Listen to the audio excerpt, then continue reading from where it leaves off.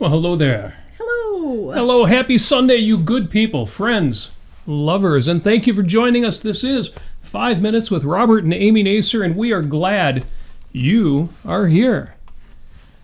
Today is Sunday, July 31st, 2022, the 212th day of this 2022, your best year yet. If it's not already your best year yet, you have 153 days left to make it so. 147 days until Christmas, 92 days until Halloween. Hooray! There's a lot you can do in 100 days, or 92 days. 92 days. Have we started decorating yet? Have to get that out. I know I feel the late summer feeling of fall is going to be here soon. Halloween is the most Amy time of the year, so we'll keep that countdown going. But just 53 days left until autumn if you're in the northern hemisphere, so make sure you're getting in your summer fun. We're getting closer and closer. I think next week we'll be at that midpoint. So yes, make the fun happen. Thank you for joining us. It is July 31st. It's happy birthday to Milton Friedman. Well, birth date, since he's no longer with us. He did pass away in 2006 at the age of 94. Mm-hmm. But it is the birth date of that 1976 Nobel Memorial Prize winner in economics. And for all of the criticism that those of us in the pro-free market community or the objectivist community give Milton Friedman, he was right 98% of the time, and without him having that influence, especially in the 1970s, I think we'd be in a much worse place than we are now. So happy birthday to the late Milton Friedman. A lot of birthdays today. It's also the birthday of Mark Cuban. Oh, nice. Businessman, investor, owner of the Mavericks, and famous rich objectivist guy. Yeah. I like rich objectivist guys. Yeah, nice. Mark Cuban and who are the other rich objectivists? We need more rich objectivists besides us, Well, except that we're not rich. That's why we need your support at robertnaser.com. Make a one-time contribution to PayPal or become a Patreon with a monthly contribution just send us some coffees. Send us some coffees. I'm trying to remember the guy who started the hard drive supply company. The names are escaping me. Next time around, I'll make a list. But they should roll off the tongue, like John Allison, for example. Just rich objectivist guys. So happy birthday to Mark Cuban, who turns 64 years old today. Also happy birthday to Norman Cook. We celebrated Norman Cook in our episode on justice. Of course, you know Norman Cook as Fat Boy Slim. And we did say we have to praise you like we should. So thank you for joining us. You really are the best audience in podcasting. Norman Cook, born in 1963, which makes him just a couple months older than I am.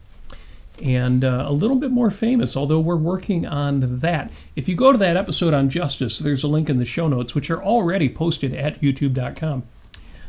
You will find a link to his song Praise You, which we, of course, talked about in the episode, and the original song from which he borrowed those samples. It's funny that most of us, when we first heard that song, thought the sample of the voice he was using was some guy. But it turns out it wasn't at all. So look up that episode and find that story as well. Happy birthday to Stanley Jordan. Amazing jazz touch guitar player, electric guitar player, tapping extraordinaire. Anything, you think of a Randy Rhoads or Eddie Van Halen for tapping guitar. Stanley Jordan is amazing. There's a link to a video by him. And the reason I want to celebrate Stanley Jordan and other great jazz players is that last night, we watched a video about the Jazz Fest in New Orleans. That was fun. That was really nice. It's called Jazz Fest, a New Orleans story. Yes, and that was good. There's a link in the show notes.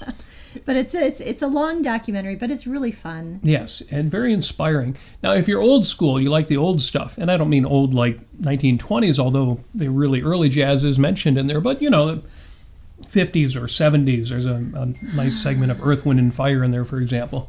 You'll like the first half of this documentary best. Yeah. If you like newer music, if fun for you to see what Katy Perry, for example, did at Jazz Fest, you'll enjoy the second half of the documentary even more.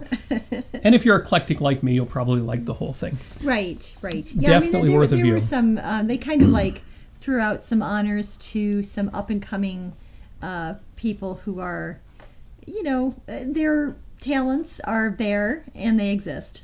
But they're not as good as, say, the amazing talents in the very first part of that documentary.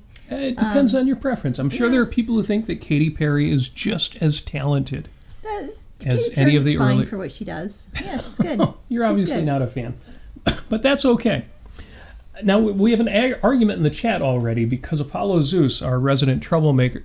Did I say that? Apollo Zeus, one of the folks who's often in the chat, is claiming it's Yarenbrook's birthday. We're going to mention Yarenbrook later on today. It's not. We his won't birthday. be mentioning that it's his birthday because it's not. No, we only have 2 more birthdays to celebrate. I don't know if actually 3, because Echo's in the chat on Facebook, and Shane's birthday is today. Oh, well, happy birthday, Shane, if you happen to be listening to this, or by proxy to those of you who listen who know Shane. So Yay, happy birthday, Shane! Now we have 2 birthdays left to celebrate. Right. And some of you may already know this. Yeah. For example, the people who attend Amy's Harry Potter fan club calls. Yes. Well, that's at work, actually. Yes, well, yeah. I'm sure people could sneak in, but you may already know today is Harry Potter's birthday. Yay, Harry Potter! And I gotta say, can I just say something about Harry Potter? Please. Daniel Radcliffe, he's all right for the first movie, second movie, maybe third movie. But I should say this, the storyline in the movies didn't really show off who Harry Potter really was in the book. In the books, Harry Potter is he's really feisty. He is super feisty. He's very funny. He's moody. He goes through all these things. And some people say, well, that's not so, that's kind of annoying. But he's trying to find his way. He's a really, look at him as a character in the books. And you'll find somebody who's a lot different than the characters in the movies. So I'll just say that. So happy birthday, Harry Potter. So all that to say, and I'm sure you non-literary types have never heard this before, read the book, don't just watch the movie. So, yes. And in this case, that's absolutely right. You should definitely read the books. You can take them on Audible now. You don't even have to sit in a chair. A cozy chair, a comfortable chair with a cup of hot chocolate and a book in your hands. Why was that not more inviting than saying, oh yeah, you can listen to it on Audible on your way to work? So I'm all for dead tree versions of these, but whatever works for you, definitely take in the books if you've only seen the films. Asks, why is Harry Potter's birthday on July 31st? That's a great question. That's a great question, Jennifer, and thank you for asking that. I did say there were 2 more birthdays, and the reason why, it's fun because those of us who are fans of Atlas Shrugged know that September 2nd comes up in all sorts of ways, and they're all related. Well, in this case, Harry Potter's birthday is J.K. Rowling, the author's birthday. So happy birthday to J.K. Rowling. J.K. Rowling is one of my personal heroes. Yeah. She was born July 31st, 1965, so she's actually younger than me. She made it to being a billionaire before I did. Can you believe that? That's feisty. That's really showing some gumption. Yep. J.K. Rowling has been taking a lot of heat lately. Yeah. And not just because she's produced some works that didn't quite, weren't as popular as the Harry Potter series. No, she's taking heat in the culture war. Yeah. By taking a stand on transsexuals in sports and some of the more controversial issues like transitioning minors. Oh, and also trans women in prisons, women's prisons. Women's prisons. Yeah. Difficult issues for which there are not easy answers. Yeah, if anybody actually questions what's going on, they are immediately, basically, what do they call them now? Dragged out. That's how they put it. They drag them out. Well, they attempt to cancel them. Yeah. And it's not nice. What I love about J.K. Rowling is she regards herself as a feminist, a label that I don't usually apply to myself unless I'm arguing with people who criticize feminists, which might sound backwards, but I think is wholly appropriate. J.K. Rowling is unquestionably a feminist. She's got her bona fides, she's got her credentials. Nobody should question that. But it turns out there's now a category, some of you have already heard of this, people who are critical of the way in which transsexual issues are being handled. Now, J.K. Rowling has friends who are transsexual. She supports transsexuals, but she's not fully on board with some folks' agenda with regard to transsexuals. Right. So there's a whole category now, you've probably heard this if you're in the culture war battle, of trans exclusionary radical feminists. You're a radical feminist. Now, I would never call myself a radical feminist, even if I was fighting some old-fashioned person, about which I'll get to in a minute, and saying, yeah, I'm kind of a feminist. No, I am not a radical feminist. J.K. Rowling actually is a radical feminist, but she's for elf rights. Elf rights. But because she supports transsexuals in most contexts, but appears to be critical of them, for example, in sports or in women's prisons or minors transitioning or a few other things, she's now called a trans exclusionary. Like she's got all these transsexual friends and transsexuals who support her and transsexuals she supports. But no, she's exclusionary for thinking firsthand. I don't mean to get into the culture war. You know, I'm not a culture war guy. I'm fuzzy teddy bears and hot black coffee. But I admire J.K. Rowling. I admire her for standing out. It's the funniest thing. Somebody posted a tweet earlier today. I don't have it in front of me, but it said something like, J.K. Rowling is a billionaire with a comfortable life. She could have just shut up. I thought that's about the best compliment you could give to J.K. Rowling. Because that's true. She is a billionaire. She could have kept writing. She could have kept doing films. She could have kept writing books. She could have done whatever she wanted. She's got $1 billion. She doesn't have to do anything. And yet she's willing to make a stand. Now that to me says a lot. And it says the opposite of what the intended insult was. All you need to do is read all the Harry Potter books and notice that she is very conscientious about justice, about being just, about making sure everybody is treated well, and so there are reasons why she wrote the way she wrote, and I'm trying to find that. I don't know if that's not the same thing. I'm trying to find that Twitter post, but just read what she wrote, and it's really sad because it's the trans activist community, some of whom are, really good at what they're doing, and they're doing a good job, and they're trying to make sure that people are not killing, trans women, and that trans women are not committing suicide because of what they're going through. Great work. But they need to open up and have a conversation instead of just sticking their fingers in their ears and calling names. You're not saying the right things. Well, again, not to get into the issue, except to say, it ain't a simple issue. Right. Usually the only people wrong in an issue with this, like this, on either side of it, are the ones who think there are simple answers. I admire J.K. Rowling for taking an intelligent approach to these issues. And to those of you who want to give her a hard time, the technical responses. Right. And happy birthday, J.K. Rowling. Happy birthday, J.K. Rowling. Hopefully she has a big snitch cake like Harry Potter had. I'm sure she does. I am sure that she does. And yes, happy birthday, Harry Potter. Also, finally, it's National Mutt Day.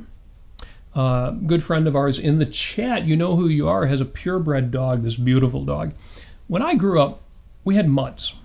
Yes, I did too. Now, the owners of some of these purebred dogs, and I've known owners with purebred dogs, especially as we got older and rose from the lower middle class to the upper middle class. You know how that goes. So many of those owners describe their dogs, and I think in some cases accurately, as crazy. Purebred dogs can be charming. They have good temperament, but they're often... Well, some of them are a little wired. Wired's a good word. Wired differently. Whereas we grew up with mutts, and the mutts were always people. They had personality, but they were charming, decent animals. But I should say Mina is perfect. I'll just say that. Yes.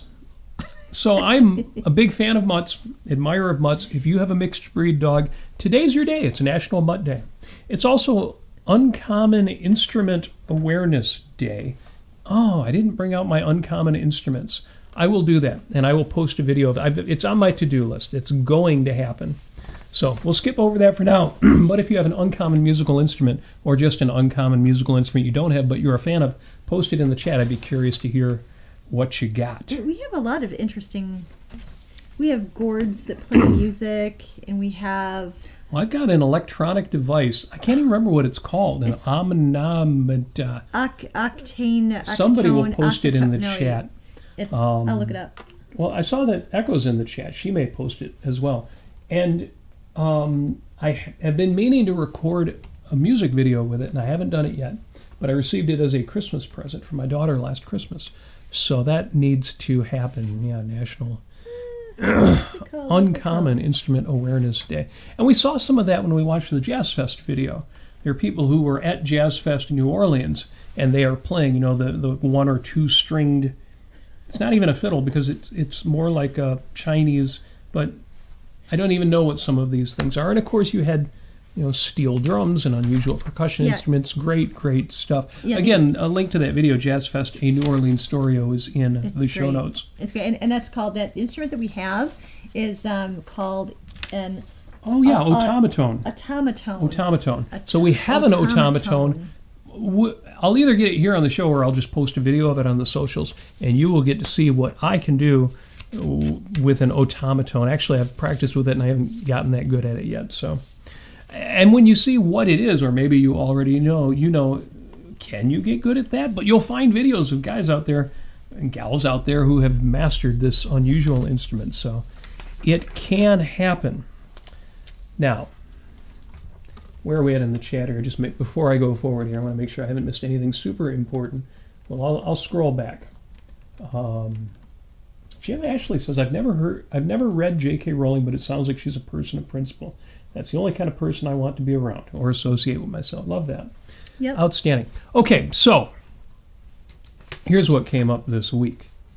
First of all, in the category, what have we been listening to this week?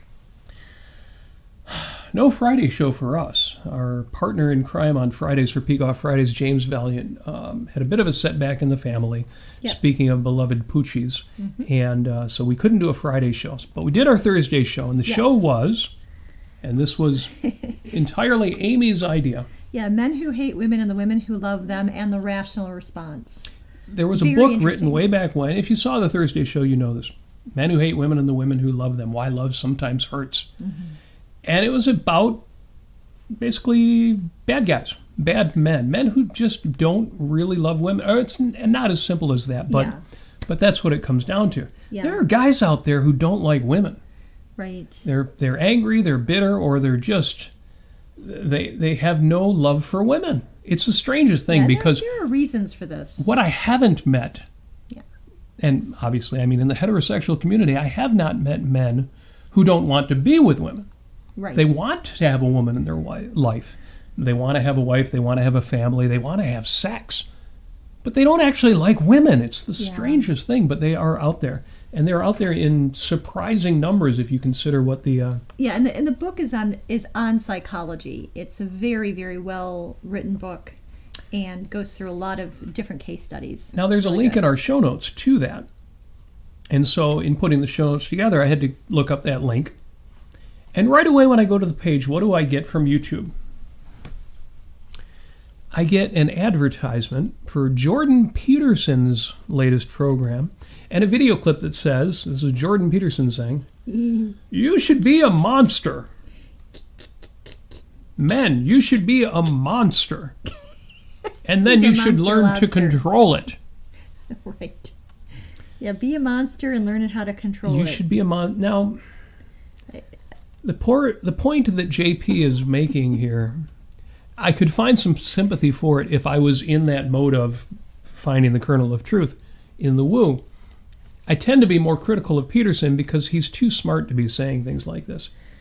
But he's also too wrong to be not saying things like this. His idea is, well, to put it in the terms I used on Thursday, nobody wants a milquetoast. We need men who can be men. We need men who are strong. But this idea that the way you access that is by finding the monster, the vicious person, the cruel person, the angry person, the enraged person inside you, and then learning to control that.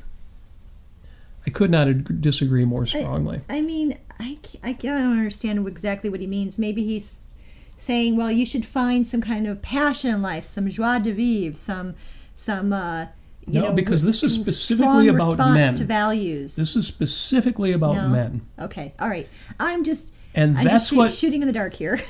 and that's why. First of all, we're still in the category, what have we been listening to this week?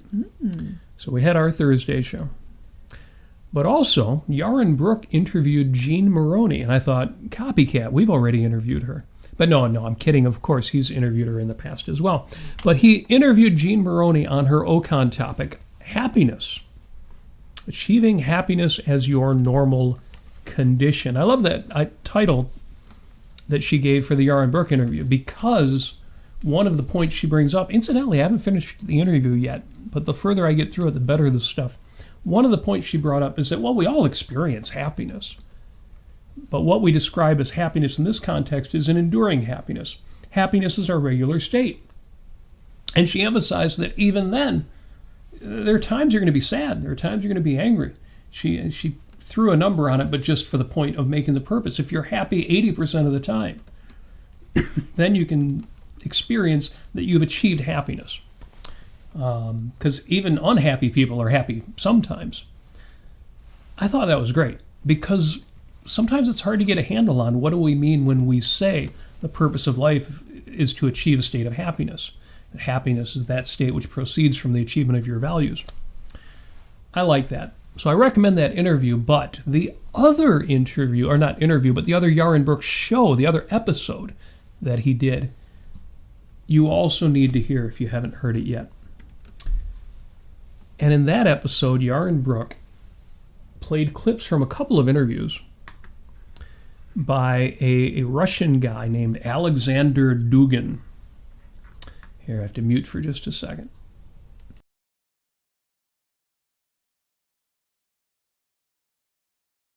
Sorry about that. Still got a bit of a cough in this post-COVID era.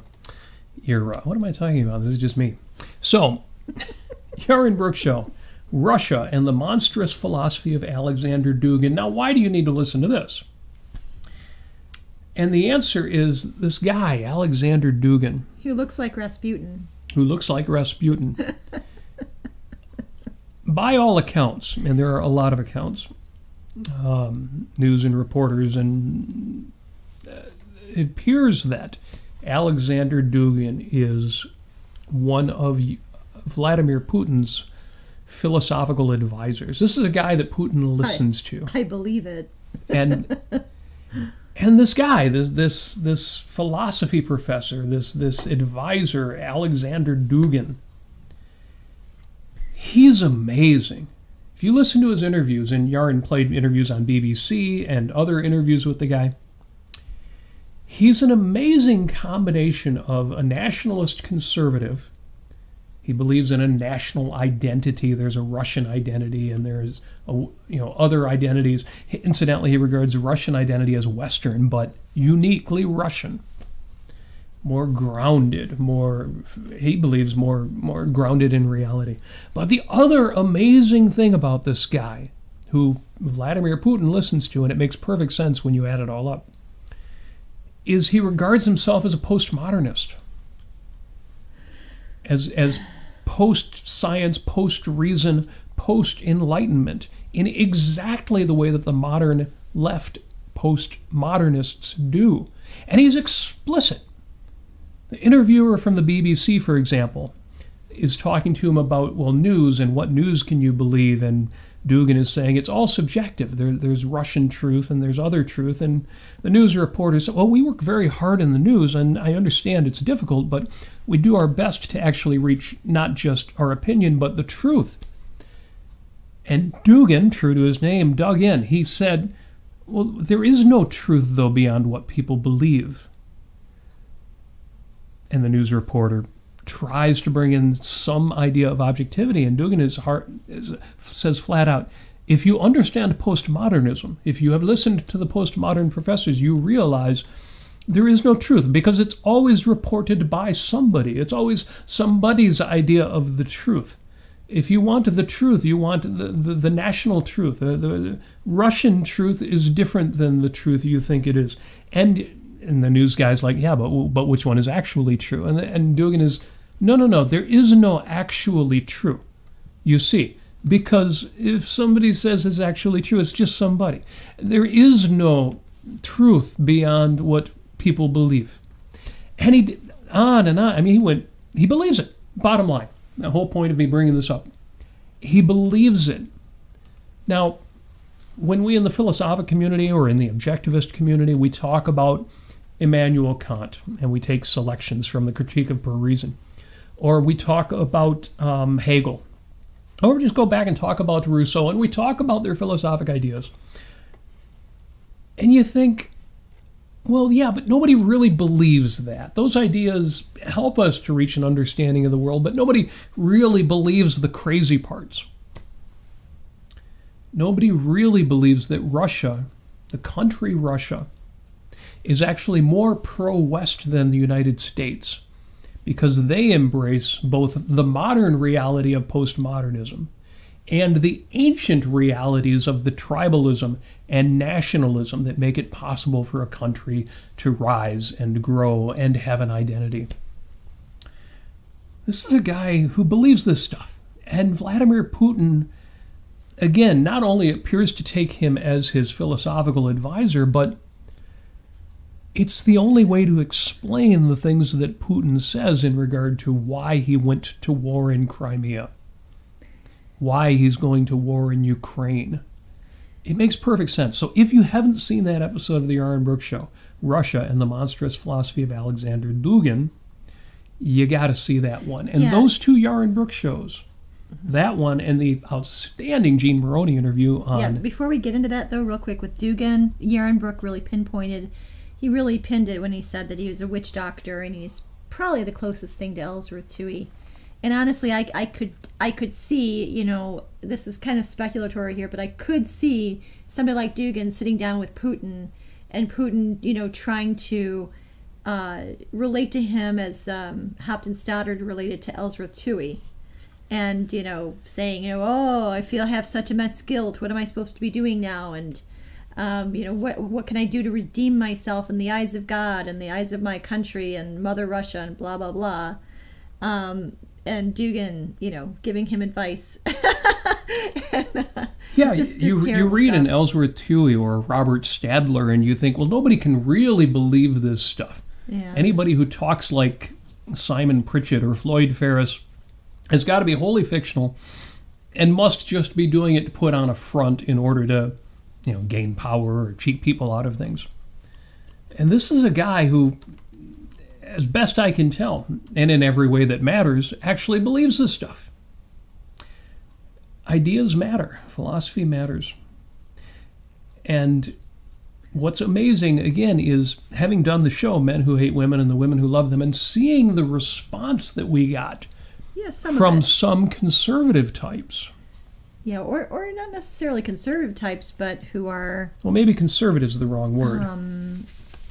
Who have a very... well, I mean, for lack of a better word, and I know when we use the word misogyny, you know, I think a lot of men out there probably get a little angry, and they say, what about misandry, you know, and what about the women, and, you know, what aboutism? What about the war on masculinity? Yeah, and it's like, well, let's take one thing at a time. Yep. Well, I can't cover all of it, but specifically we were talking about incels and MGTOWs and, you know, men going their own way and involuntary celibates and all of this, and you know, it's a worthy subject matter to try to untangle. And that book, Men Who Hate Women and the Women Who Love Them by Susan Ford, is a really excellent way to untangle that subject. Reading that. So when Twitter offered me 30 rules gentlemen live by, that was refreshing. You think, why is that refreshing? You're like having a hard time with these old-fashioned guys stuck in their rut of thinking, well, women should be this way and guys should be this way. Well, but we've done whole shows on masculinity and femininity, two concepts I 100% believe in that I think are important and valuable and magnificent. So I couldn't resist reading it, and it turns out this is the closest I've seen to a list I agree with. I like this. So I want to talk about a few of these. I'm not going to spend time on 30 rules for gentlemen to live by. I've picked out my favorites. But I have highlighted my favorite 10. And I read through these and I thought, I'm a man. So yeah, I'm curious to hear what if any of Amy's are the same as mine. Yes. You'd almost expect it to be the opposite, right? Because no, because I'm drawn to you as a woman. Yeah. Well, what's interesting, and I'll say this as a precursor to all of this, is that there are girlfriends of mine who I treat as, I don't know, the fairer sex in that context of still being a woman and having, and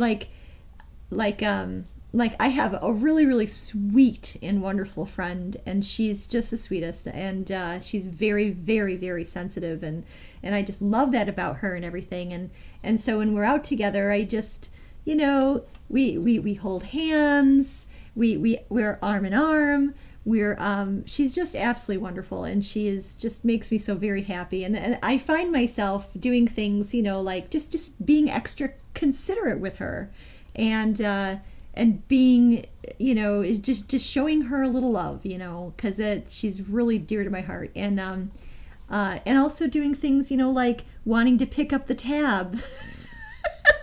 Well, but I think women do that more than men. I think women are more likely to have those buddy friendships that are almost like a mother-daughter relationship. I don't know if it's mother-daughter. I don't know. It's just, I don't know. I'm not entirely sure. Or mentor-student. Yeah, maybe in a way, but I learn a lot from her as well, so. Good. Yeah. So, guys, listen up. Women, tell me if I'm wrong. And decide for yourself which of these apply regardless of gender, if gender exists anymore. 30 rules gentlemen live by. Number 1, be confident, yet humble. Now, what did I say on Thursday? What is the most important trait for a man to have? Especially if we're talking about romance. But even in general, most important trait for a man to have the essence of masculinity. For those of us who are fans of Ayn Rand, the essence of masculinity is strength. But how does that express itself? Confidence, self-confidence, efficacy, self-assertion, willingness and ability to take control. So their rule number 1, these are linked in the show notes. You can look them over later if you want. Be confident yet humble. Well, humble's the wrong word. I would say be confident yet gracious. Yes. Humble implies humility, and that's not... Gentlemen shouldn't have humility. Yeah, I've got that one on my list as well. You do? Yeah. Oh, good. Oh, and I see you only highlighted be confident but not yet humble. So that's good. I think we agree on that. Again, a lot of people don't get humility right. What they see, the reason that happens, what they see is braggadociousness, cockiness, false bravado. Putting on a front. Being confident means that you are secure in yourself, and when you're secure in yourself, you're not braggadocious and arrogant and right. Putting people off because you want to hog the conversation or whatever it is.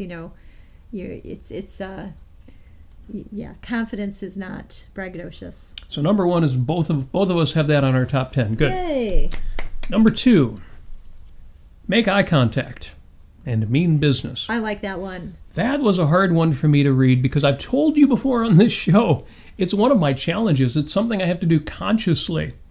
I told you one of my tips for having a good communication, a good session, a good experience with somebody, especially somebody you don't already know or don't know well, is when you walk away, when you're done with the meeting or the lunch or whatever it is, be prepared to answer this question.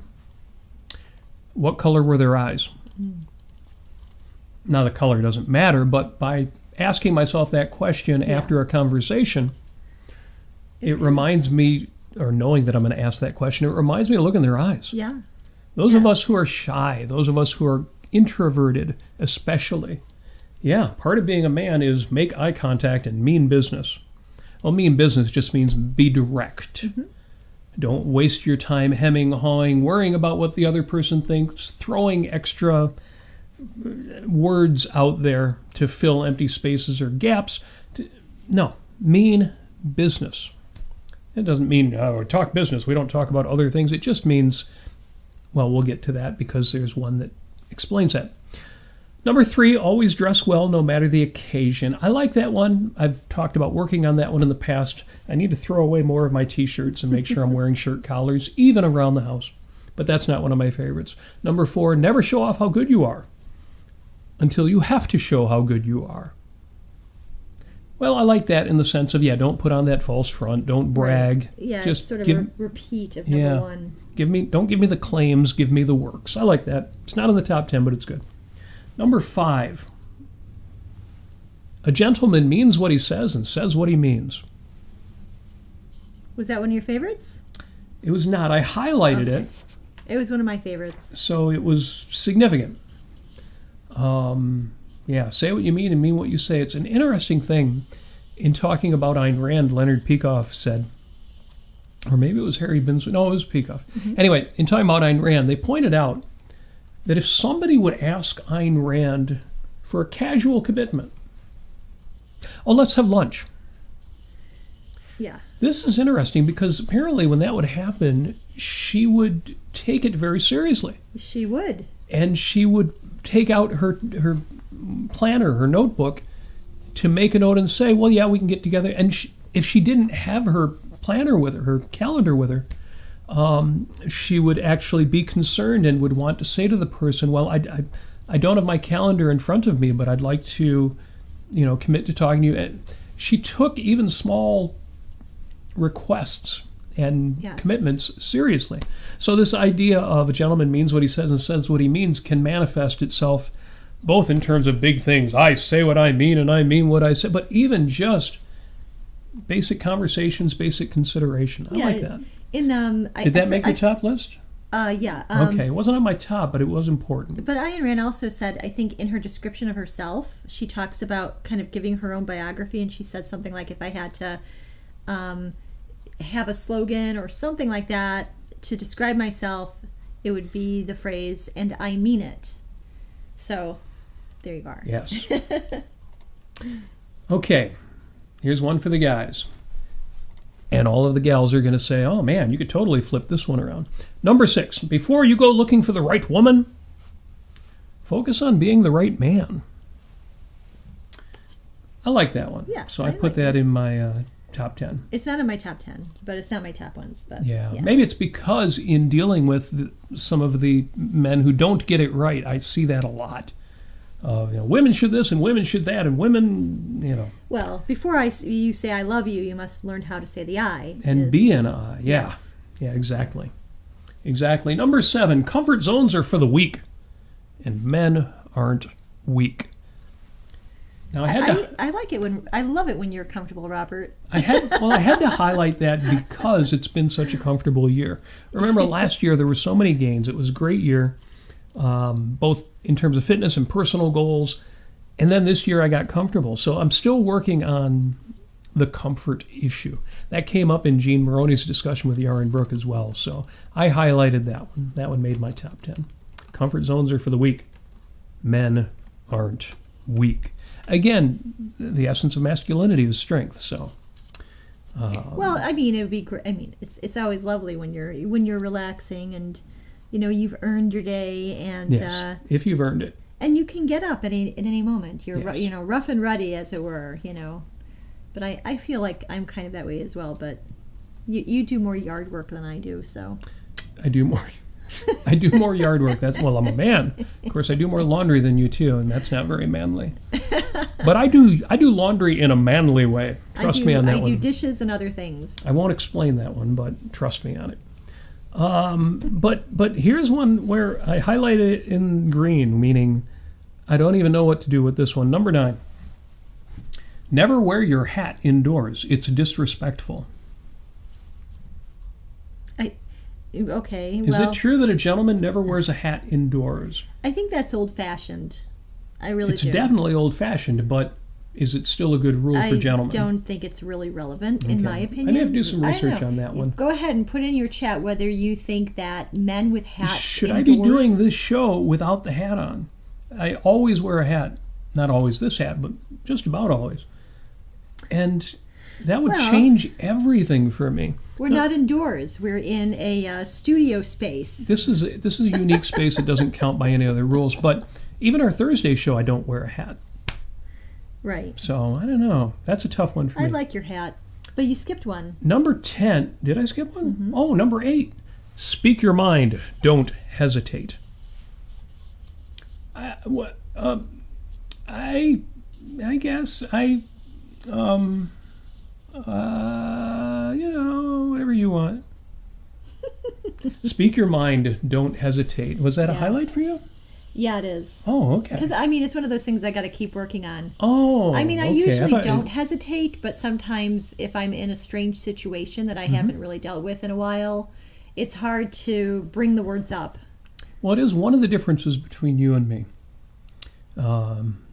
We've talked about this before. I don't know if we've talked about it publicly before, but I am much more willing to say the wrong thing and then correct it or modify it later.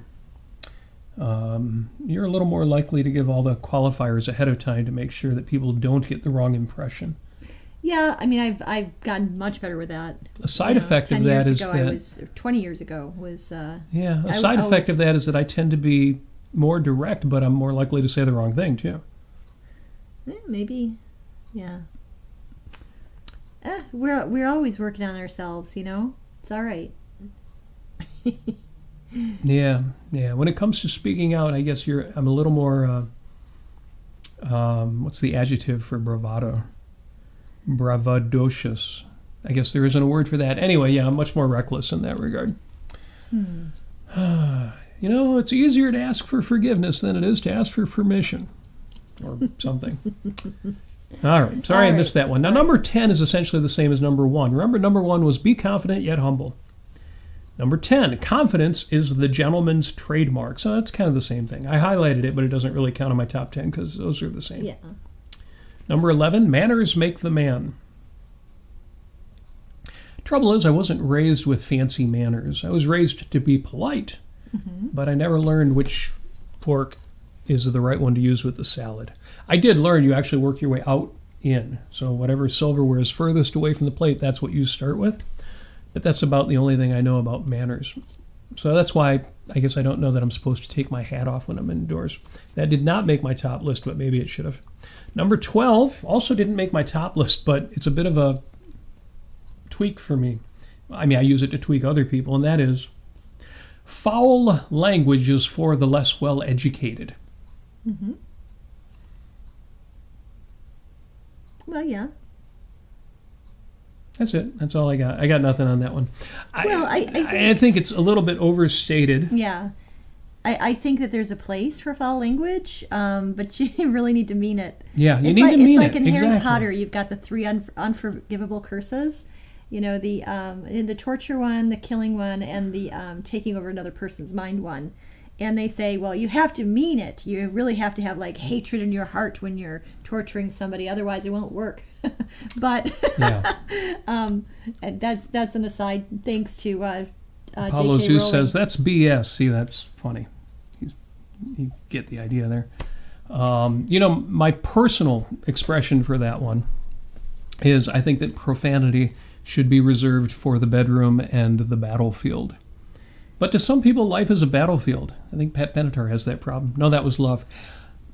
Some people think they're on the battlefield all the time, and profanity is just the crap comes out of their mouth all the time. Yes, and when somebody is constantly trying to avoid disvalues and constantly be in protection mode, and I'm sure a lot of us have known people like this and maybe have been this way at certain times in our lives where we complain a lot, where we go to a certain person, a friend or whatever, and then confide in them and complain, and you want catharsis and you want visibility, but it's it's such a downer. Yeah, but part of it too is just what you're used to, because there are people who will go to an art museum and be like, that's freaking beautiful, but they'll use complete profanity without realizing, because they're just used to it. That's and true. The people they hang out with, that's how they talk. It ain't no thing. It's not my thing, but that's why I didn't want to get too much into it. It's just, if you know me personally, what I especially dislike is people who use foul language in front of their children. Yeah, that's not... Again, not because there's some inherent evil in it, but there are much more complicated reasons why that's inappropriate. Yeah. I won't get into that. For sure. We can do a whole episode on profanity and how best to use it and when not to. So, number 13, this gets back to manners make the man, which, again, I was not raised with these kinds of manners, but it's a good one. It says, make sure everyone has their plate before you start eating. Yeah, that seems appropriate and polite and kind of common sense. That's usually what happens when you're out to dinner. I mean, unless somebody's absolutely starved, then you can kind of cut some slack. But yeah, usually if you've got a group of friends going out to dinner, whether you're a man or a woman, and you wait for everybody. Now, and I mean, unless everybody has their food except for one person because they ordered something terribly special, or if they got it and then they context is everything. They told them to take it back. Some of these seem to fit the category of mindfulness and intentionality, which for a gentleman means mastery. So that one, for example, make sure everyone has their plate before you start eating. That's just mastery over a social situation. That's intentionality and mindfulness, and rather than I'm hungry, I'll eat, it's I'll start eating when I choose to start eating, when it's a good time to do that, when it's not going to be standing out because everybody else is waiting, etc.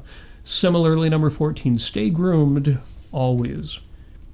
Well, stay groomed always, again, if you take any of these out of context, if you're, I'm in the middle of a war or doing the Dirty Dog Dash 5K run, I need to shave it. So context is everything, right. But the idea of mastery, the idea of being both mindful and intentional in all that you do, those are gentlemen's traits, which I think there are also ladies' traits. But here's one, and this made my top 10, number 15. You are the man. You pay. Unless somebody twists your arm. Again, context is everything, but yeah, you're the man. You pay.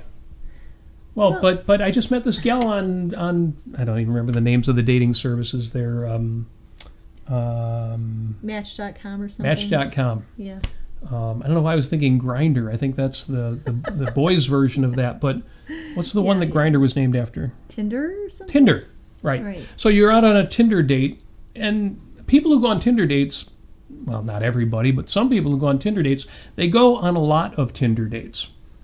And if you do that a lot, they will often establish in advance, if they're going Dutch.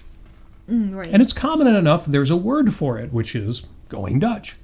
I wonder how the Dutch feel about that. Do they go Dutch? Any Dutch people out there in the audience, please, you're welcome to explain that. Yeah, that's a good question. What do they do in Dutchland? In the Nederlands? What do they do? Is there something about the Netherlands that would be you pay your own way? Anyway, yes, I agree with it. You are the man. You pay. Now, again, not out of context. If you're young and struggling and, right. you've agreed with your date ahead of time, and there are all sorts of contexts in which you can say, okay, that's not necessarily the case, but establishing coffee, too much coffee, sorry about that. Establishing that as a principle ahead of time. Well, I'm a man, of course I am going to pick up the check. It has a positive impact on your financial self-control, your career aspirations, your view of yourself as a man in the company of a woman or women. It has only good effects. I mean, I can see it in the context of, men holding the door for women, or younger women holding the door for older women, or something along those lines. That's reality based. I'd say that I think that if you are in a dating situation and there has not been any discussion about who is picking up the check, I think it's appropriate for the man to pick up the check for his date. But I would say this: I would caution the sense of duty involved. If it's a value. If it's a value to you and you're expressing everything that you were just expressing, that's great. But if you have some kind of duty ethic in you, and you think, well, this is just how it is traditionally, and this is how my dad did it, and this is how I was taught. Yeah, that's all bad. That's not a good motivation. You need to introspect on that. For me, I mean, what I really like picking up, if I'm out with somebody, whether with it's a younger male friend, for instance, I'll pick up the check. Mm-hmm. Then you understand that good feeling. Yes, I do. I really do. Good. Because it's the same thing a gentleman feels. Right.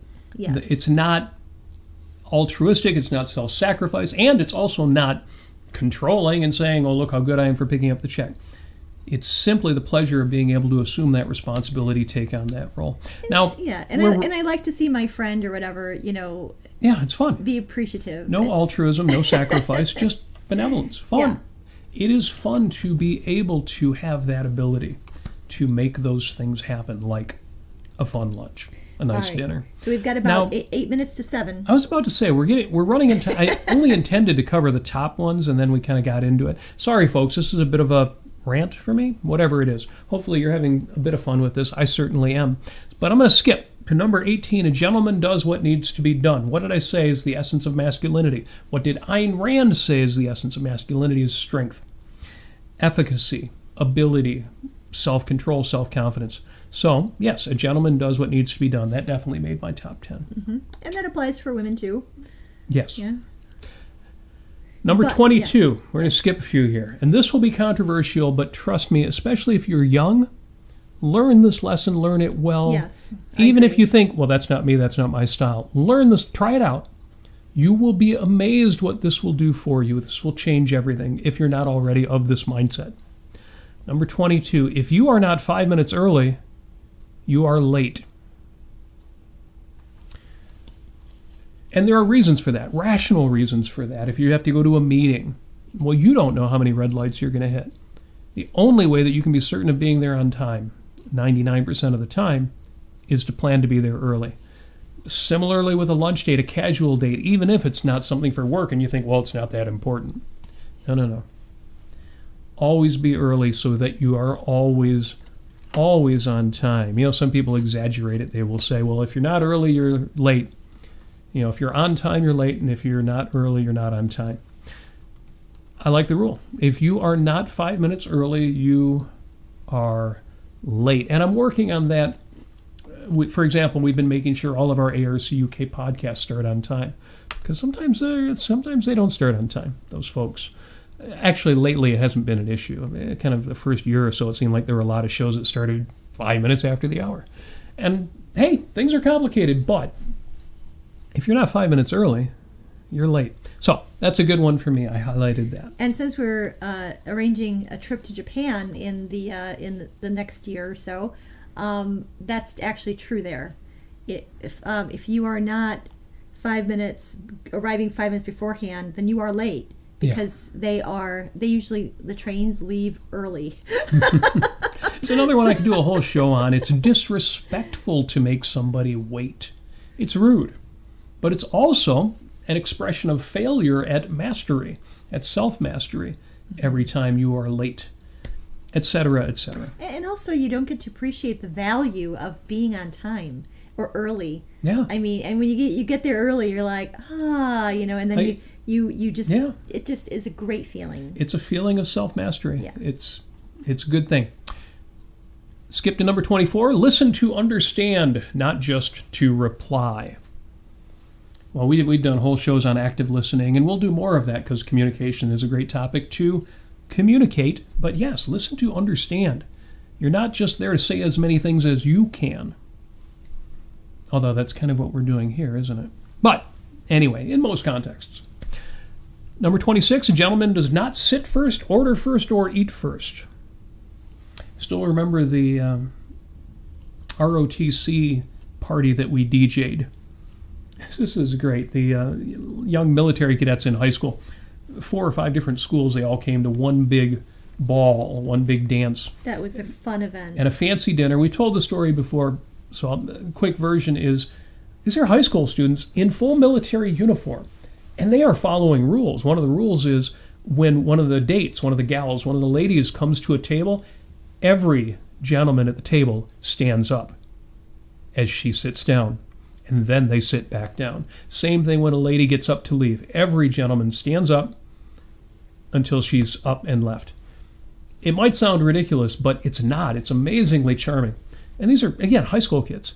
If you think, oh, high school kids are terrible these days, the world's going to hell. No, go to an ROTC ball, and you will find the most charming and gracious and polite people.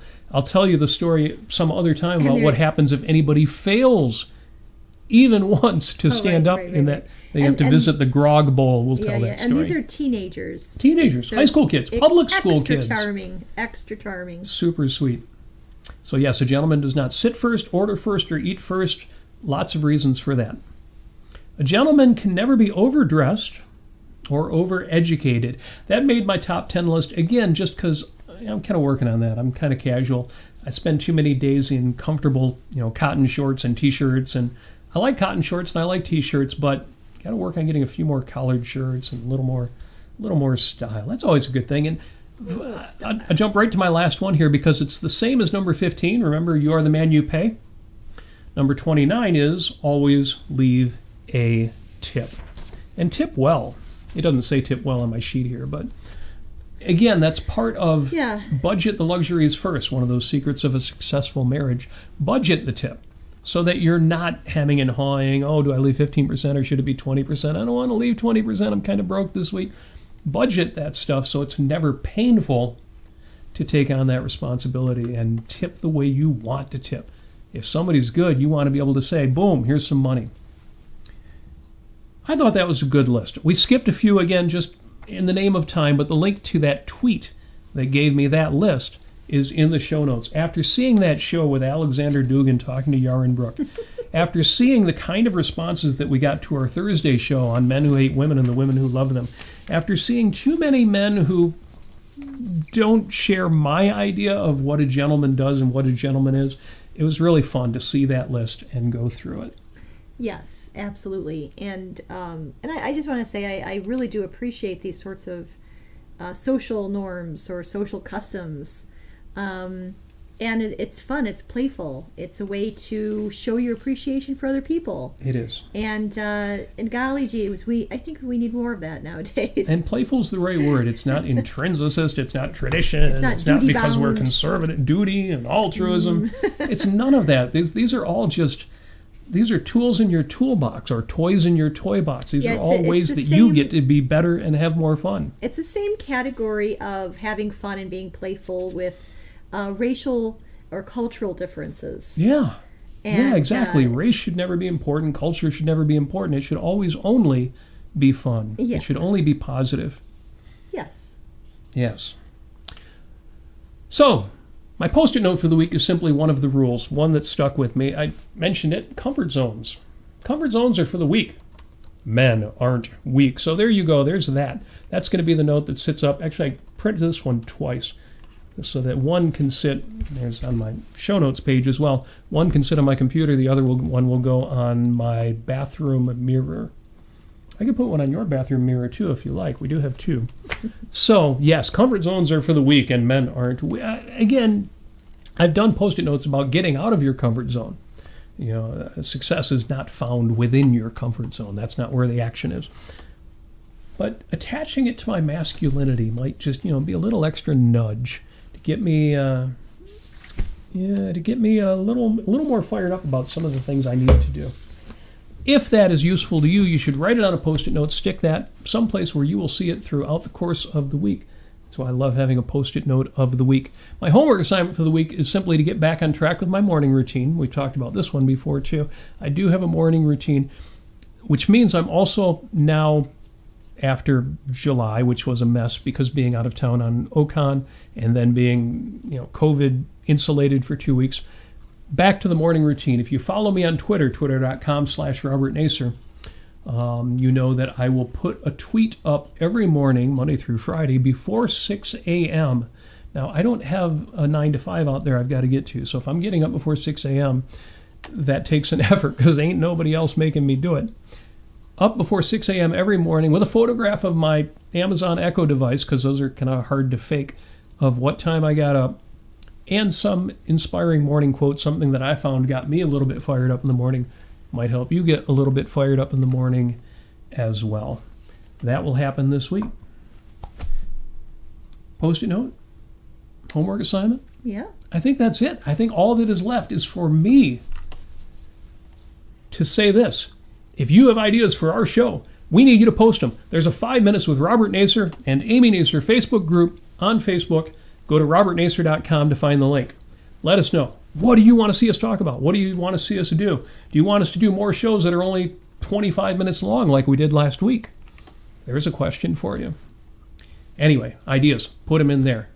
Also, if you want to financially contribute to this show and make it possible for us to continue to do this until the end of time or the end of my expiry date, whichever comes first, robertnasir.com has links to our Patreon, where you can give a monthly contribution to this show painlessly. You don't even notice until you wonder where all your money went, but they will take care of that for you. Alternately, if you'd like to make a one-time contribution because the monthlies just aren't your thing, there's also a link to my PayPal account where you could send us a little bit of love. And with that said, thank you so much for joining us. I missed a few of the comments in the chat, but I will be going through and reading them all. Trust me, I love it. Love, love, love it. Yes. Thank you guys for joining us tonight. It's been wonderful.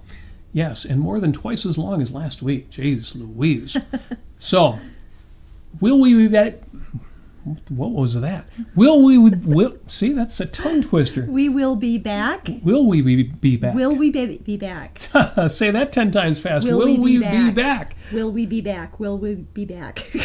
That is much harder than I would have expected it to be. Amy is the best at tongue twisters. If one of them gets her, it's got to be a hard one. Will we be back? I want all of you out there to try that. Say that out loud. Will we be back? But will we be back next Sunday? And the answer is, I don't know. We will, but it might not be at 6 p.m., or we may have to put it off till Monday. We've got an event. We'll be on the road on Sunday. Yes. I say that in advance just so you're not surprised. When I post on the socials, hey, we're going to be early, late, whatever it turns out to be. If you're not already following me, Facebook.com/Robert Nasir, Twitter.com/Robert Nasir. Everything is in my real name to invite those identity thieves to do their best to get me. Just kidding. Please don't try it. I had some trouble with that a few weeks ago. I had to change a credit card number. But, yes, everything is out there in my real name.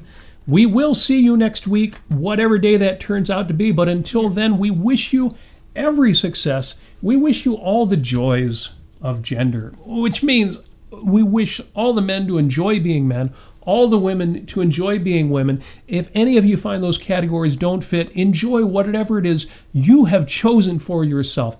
It is all good, as long as you're not imposing on anyone else. Yeah. I really mean it. It's all good, because what it really matters is that you find your values, that you live the best life you can. And that's why, as always, we wish you, I mean you, we wish you love.